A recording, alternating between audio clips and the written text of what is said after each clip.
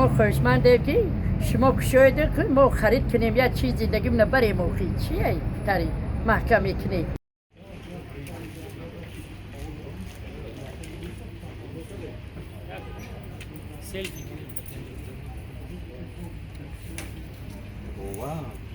یکمی نویبر ساعت 8 بگو پیچت کده آمدن تو وای مگزینه مختم کدن و این طرف هم سودا کدن نمیمونن.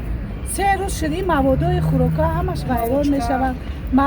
موادای شیری هست و یا 1-2 روز 3 روز خودش مهلت داره ویران میشه. ما چیکار کنیم؟ با چند روز دیگه ما همین محکم بودن بازار را انتظار شویم. از حساب پژرنیک باشد ما تمام قاعده های به خطری را رعایت میکنیم. هر زمان ما یا پرورکا کده میستن همش سازو نمیدونم برای چی بازار خوراکای محکم کنیم.